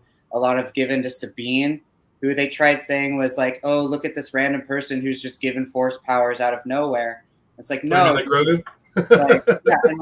right? Like, so to say that you don't like seeing women with power, just be honest with what you mean. Just own it, man. Just say it. It's the same people who bitched and complained of when when Miss Marvel came out. Same people who complained when Captain Marvel came out, or when the Marvels. Like, it's just when it's, or Korra. Korra is another example. When it's something in a show where a lot of dude bros are able to see themselves, generally, the moment you change the narrative to incorporate and to bring in more people, to be like, look, there's the way that we built this thing originally, but it doesn't have to stay this way. Like, we have plenty of non-binary and alien people who have superpowers. We have plenty of, like, these Jedi here. We have visions for you. We have Andor. We have. I mean, we're both white dudes. We've both seen ourselves represented in everything we've watched for our entire lives. Right. So it's, and then the other, so part of that is just the narrative is now changing from, like, people don't get to see what they regularly see. And now they have to put in more forethought of, like, oh, what story is going to appease me more, this or this? It's tricking people into doing work. And then going into the doing work part, the other reason that makes that I think this show was a bit more polarizing is there's also there's a lot of Star Wars fans who also feel that animation is a waste of their time. There's a lot of Star Wars fans who feel that the only canon story is what they visually get to see, but at the same time, they don't want to watch a cartoon or a CGI show, even though it's rich with content, it's rich with story, but because it looks weird, they're depriving themselves, but they don't realize it, because the animation does have this weird stigma of, like, it's for kids, or there's something childish about you if you watch animated stories as an adult, and it's a fallacy. It's something that it's a construct that really needs to be done away with, and I think that we are slowly moving in the right direction there. But animation is a perfectly valid storytelling medium. Always has been, always will. Some of the most beautiful stories ever told have been done in an animated format, and there's absolutely nothing wrong with that. And if you're someone who's like, but it's animated, it's not for me, like, I would challenge you to challenge yourself and sit down and watch an animated feature that was made for adults, all right, and see how it is, because I think you're underestimating it as a genre.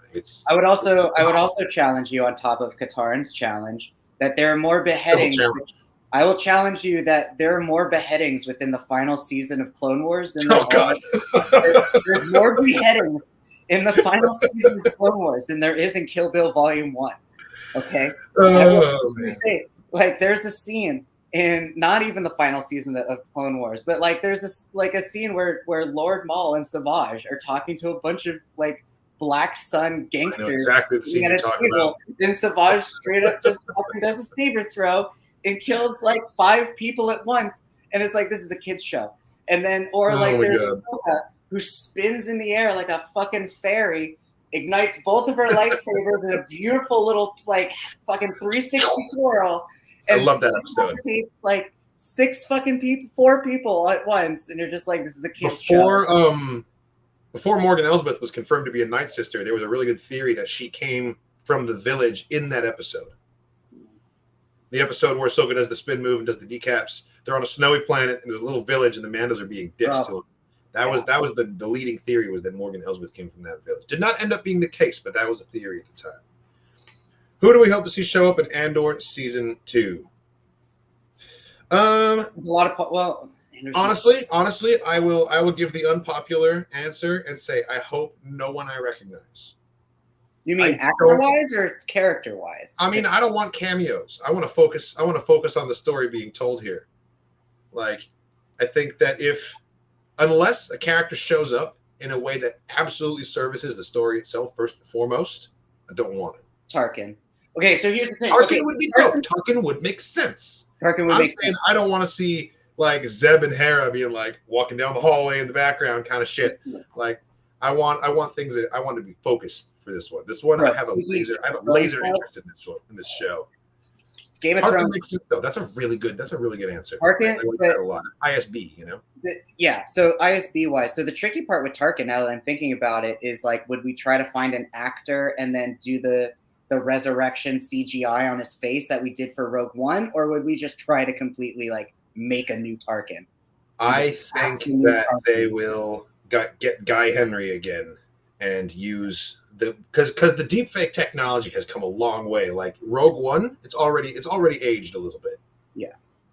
Versus Qyburn, dude, you know? I'm just thinking about like some of those ISB agents, and I'm like, dude, I'm so excited to see Agent Qyburn come back. Oh man. Or like the blonde lady. Major Partagaz. Yeah, he was fantastic. Oh, bro. Like there's so many good characters that like Joel Davis, I think that you are answering your own question there. A cameo is any appearance by a character who shouldn't or couldn't be there for logical reasons and is just sort of like seemingly showing up coincidentally.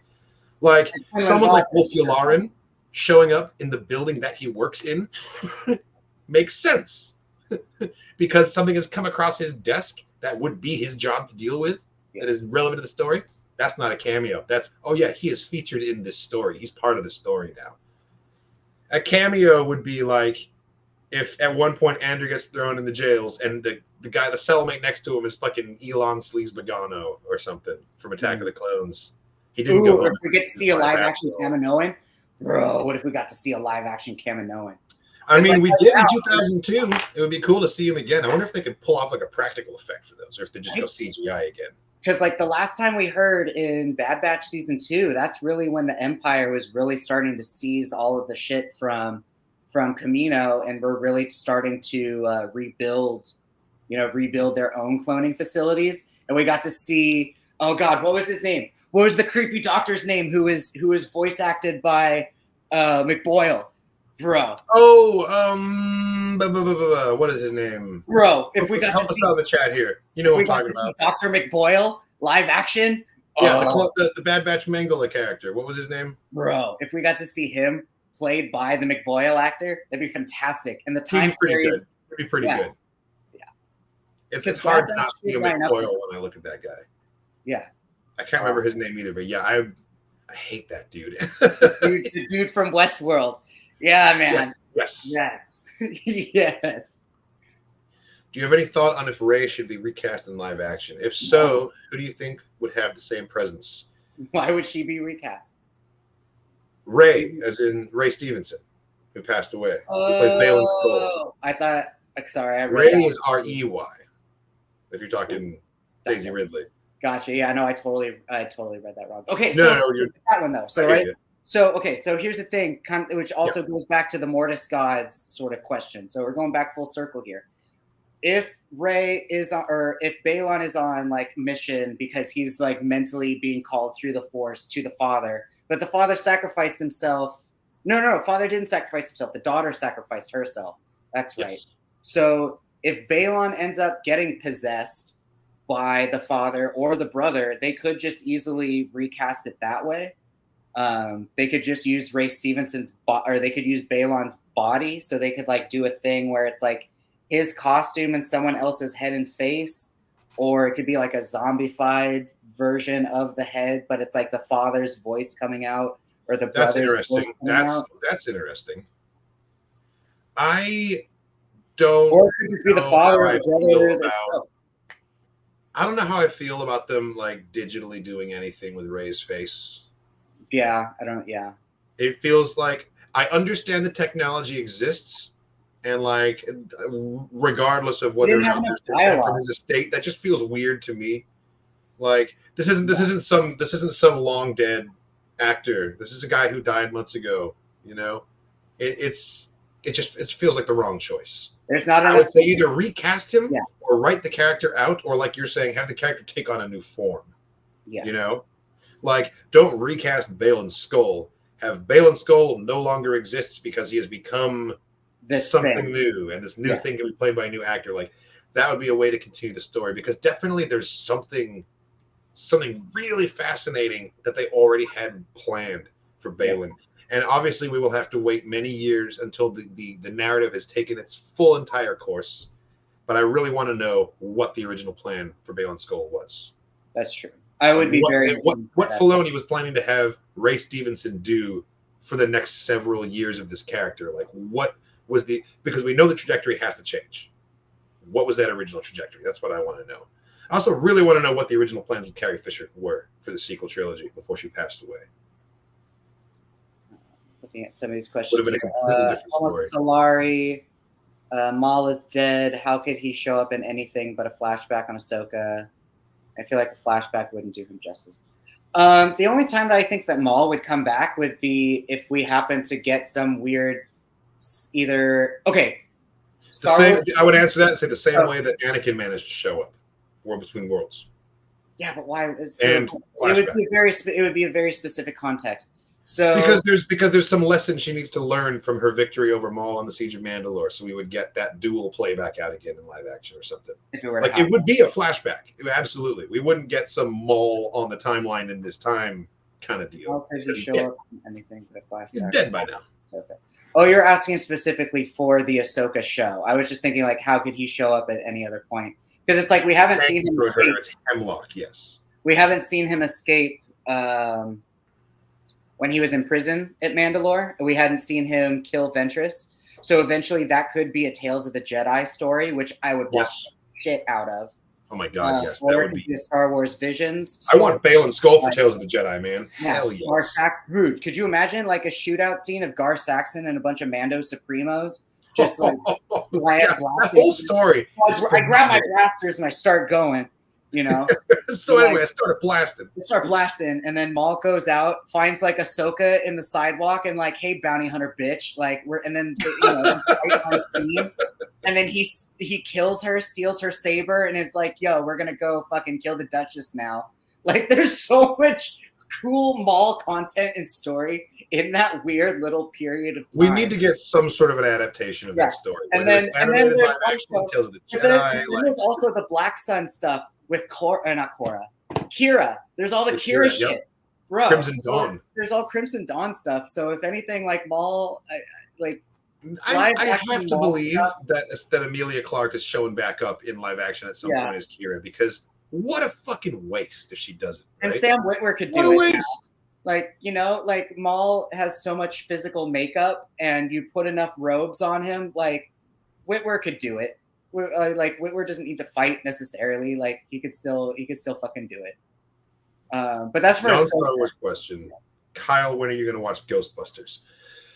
I ain't scared of no ghosts. Okay, I'll do it. I'll watch some Ghostbusters. Isn't Ghostbusters not even scary? Isn't it like a comedy? Yeah, it's cool. Yeah, I'm totally down. It's just one that just like passed by me and I never watched it. But I'm definitely gonna put reactions up on the channel. I won't be waiting until Halloween or anything. Like, even though October's done, the horror reactions are still coming out. Like, I just posted the thing on the podcast or on Patreon the other day. That'll be coming to YouTube soon. But the short answer would be soon. The 70s one or the remake prequel one? Of The Thing? Of The Thing, yeah. 1982. Oh, cool. The one with Jeff Bridges? Yeah. Yep. Or not Jeff Bridges. Kurt Russell. Yeah. Kurt Russell, yeah. God, it would be a different movie with Jeff Bridges. Dude, shout out to Stan Winston Company. Shout out to Stan Winston Company with their creature features and making the fucking. It was gnarly as hell, dude. The Thing is such a good practical effects movie. Yeah. The Thing is cinematic beauty of the whole. It was phenomenal. It was phenomenal. It's such a H.P. Lovecraft type of story as well. Like put in a more modern setting, it's very Lovecraft. Even though it's an alien, but it technically counts as a cosmic horror, doesn't it? It is a cosmic horror, yeah, because the Thing's an alien. Terror, yeah. Why can't Ezra and Hera return to Cetos and take the Purgles back to Peridia to rescue Ahsoka and Sabine? They could. I don't know why they can't. I don't know that they can't. I feel like they just haven't had a chance to yet because they just got back, and then the show ended. And I have no reason to believe they're not going to do exactly that 5 minutes later, you know, like, hey, let's jump on some more whales and go get our friends.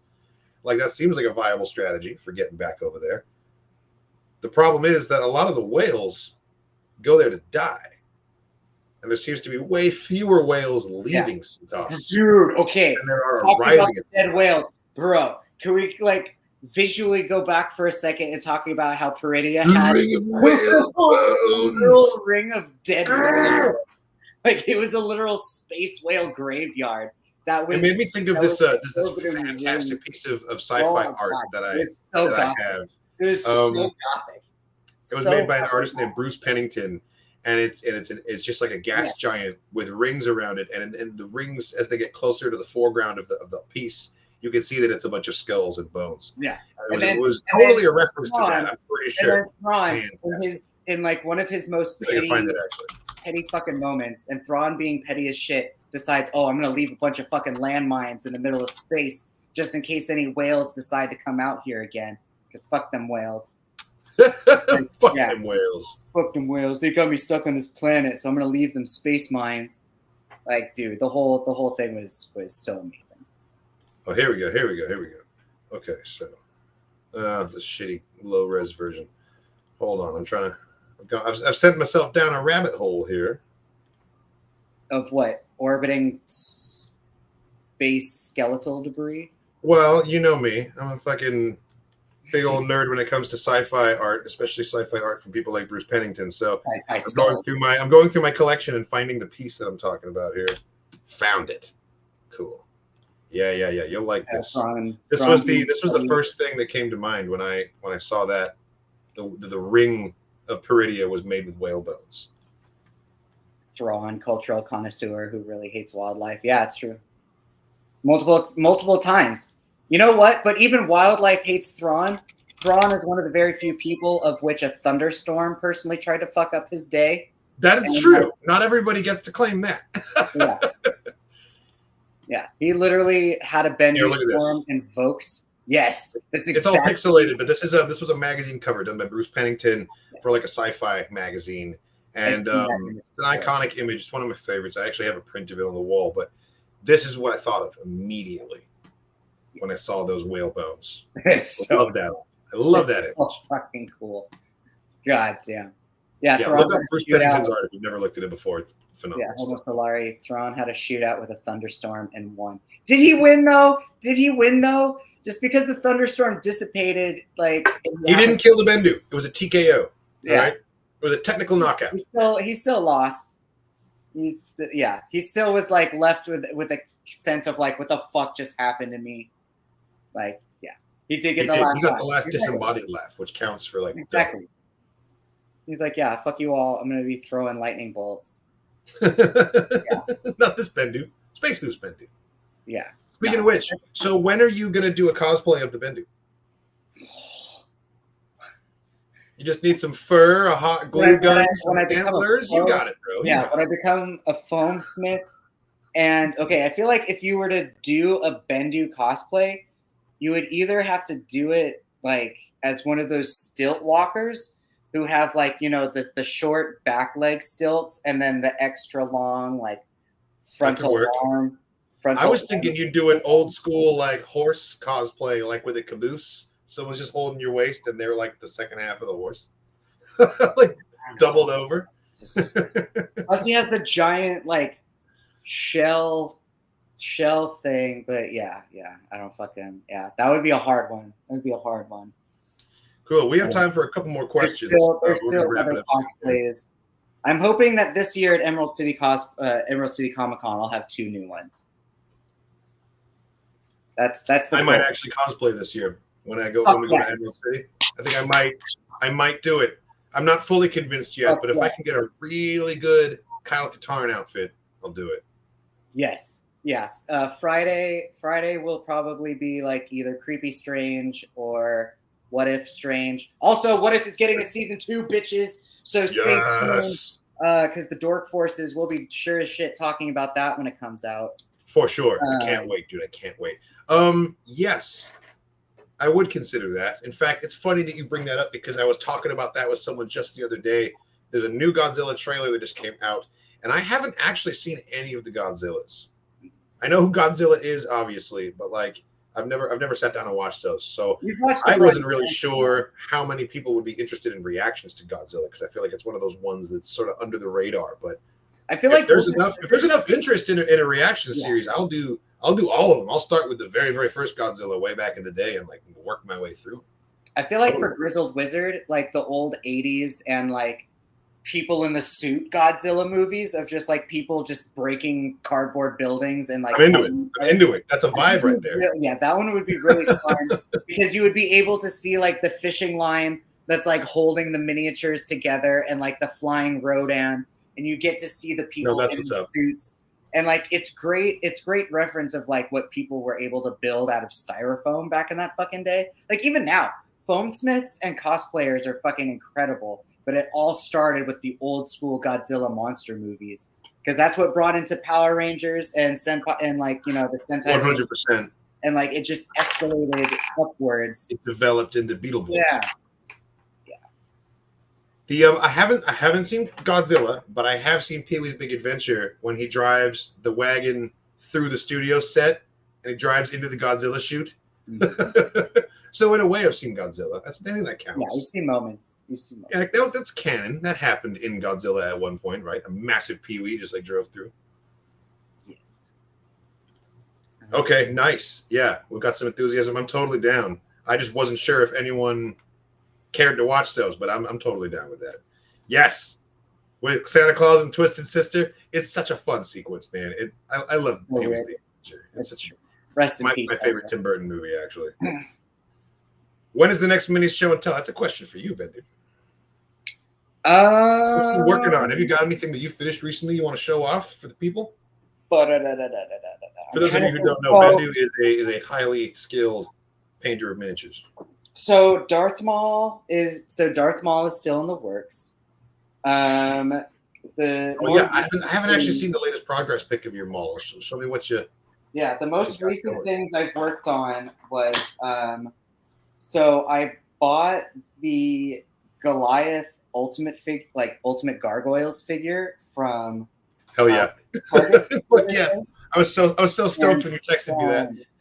So like, I'll be able to like post on Twitter, what the previous figure looked like, but it was very like matte pinks, matte purples. So I decided to like take a couple of ink washes. Put a couple of like varnishes and glosses on Goliath's teeth and tongue. I decided to like paint his fingernails and toenails darker so that they seem more like claws. But let's see, the light's not really. Oh fuck yeah! So I'm trying to see where the camera would best get it. So yeah, so I was able to darken his chest more. I see what you did. Give him darker fingers, darker claws. I was able to bring out more of the chest and muscle cavities. But like if you see comparatively to his back, like it was all very much like kind of one. Blur that out down there. One very that's his tail. That's where his tail goes. But I had to separate everything in order to like put everything together.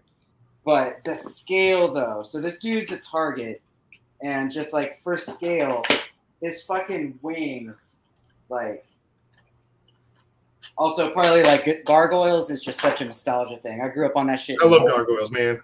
Like it was just the voice acting. The voice acting was amazing. It was so goth. Like the fact that it was a Disney production, I think, was one of the craziest things. But dude, the wingspan on this guy, that's a good wingspan. That's like the wingspan on this guy is just huge, just absolutely huge. Sick. That's so sick. Eventually he'll be for the display cabinet. But yeah, you should have him perched like crouching on the top corner of it with wings out. I also tried to give the inside of his wings a bit of a dry brush, so I made them. You can see. I made them more iridescent, and I gave them a little bit of a light gray so that you could get more of like the leathery texture, leathery feel out of them. Oh yeah, it's got a little bit of like an iridescence to the color too. Yeah, but the wingspan on this thing is just phenomenal. And just like if you're a 90s kid, like Gargoyles was just one of those like Saturday morning cartoon things where it's just I love Keith David, dude. Dude, the voice acting, bro, and the fact that you had like David Xanatos being voice acted by fucking Riker out of all people. So it's Riker and Diana Troy, man. We had like half the cast of Star Trek Next Generation up in there. Dude, that show is the shit. So it's like if anyone tries to give me shit of like, oh, it's a doll, I'll be like, bro, Goliath, like, bro, he's a fucking. It's not a doll, bro. It's a fucking gargoyle. He's a fucking doll, bro. But yeah, so painting wise, things have been just kind of slow, thankfully, because also like tabletop wise, it's been Sure. It's been like our local league for the Marvel game. So currently, the Dark Lord Dormammu is in 8th place out of 42 players in the Northern Phoenix area. So gotta pump those numbers up. You know, hail Satan, hail Satan. You heard it here first. Hail Dormammu and the denizens of the Dark Dimension. You know? As we do. So, but yeah. Will I be reading comics again soon? Yes, I will. People know that I've recently stopped doing live comics with Katarn streams, but I'm not stopping doing the comics. What was that for? I'm just do that. So I'm just trying to find new ways to present the comics that might be a little bit more successful. They just were never really like not enough. And a part of the problem was the time slot that I had chosen. Not enough people were able to tune into it the way that it currently was set up. So I've gone back to the drawing board. I'm going to try a couple different strategies here. But you know, long story short, I will be coming back with more comic reads in the future. They might be direct to YouTube. They might not be streams. They might be static videos. Still ironing out the kinks, but regardless, I'm not like not doing comics anymore. I'm just not doing those specific live streams as they were anymore. They haven't all come out on YouTube, but what was your opinion of The Legend of Vox Machina? Before I answer that, have you seen The Legend of Vox Machina? Negative. You know about it though, right? You can talk and you can say whatever you want about it. I don't know shit. Critical Role. It's the campaign they did. They made an animated series. It's those guys. I just finished watching season 1. I'm about to start watching season 2, and I enjoyed it. I think it took a little while to win me over, but it really did come into its own, and it's a pretty fun, like D&D RPG, like very questy adventure. I liked the way in the action sequences, if you pay attention, you can really see like the turn taking happen, and you can see dice rolls happen, and that like decision making is very clearly happening, and you can tell whether they got a high or a low roll based on the results. Like it's a lot of fun. It's a lot of fun. There are things that I don't love about it, but and I don't want to embarrass anyone, so I won't say Scanlan's name. But other than that, I think it's a great show, and I'm really looking forward to season 2. I'm going to be starting that actually this week, so those will be coming on a Patreon very, very soon. But yeah, Legend of Vox Machina, it's a good time.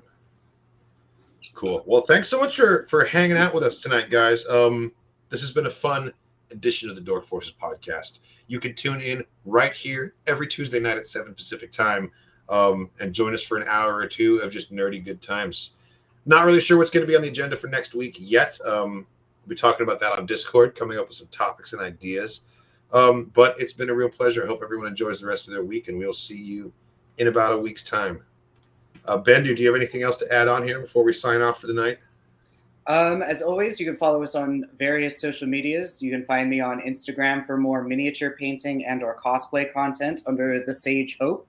You can find Kyle Katarn on Twitter and Instagram as Kyle Katarn. And next week, we'll probably be doing a bit of more movie trailer stuff because we have yet to go over Madam Web. That's true. I still haven't watched the trailer for that. We've yet to go over Marvel What If Season 2, which is going to come out before Christmas. Oh, damn. Okay, well, we need to get working on a plan for that one. Let's see. Today is November 22nd. I believe it's supposed to come out before Christmas. But either in these last couple days or at the beginning of December. So it'll be coming out thusly then. Yes. And then the Marvels. I still haven't seen the Marvels yet, but we'll at some point we have to talk about that. There's a few other things. Godzilla stuff we can watch and kind of talk up and hype up. So basically, we're gonna have a trailer extravaganza and a couple other things next week. Thank you so much, everybody, for watching. I hope you all have an amazing week and go do wonderful things. Enjoy yourselves, and as always, most importantly, may the force be with you. Wait, what? Oh, what are we doing? What's going on? The Trade Federation have no presence there. How can you be sure? It's controlled by the Hutts. You can't take a Royal Highness there. The Hutts are gangsters. Gangsters.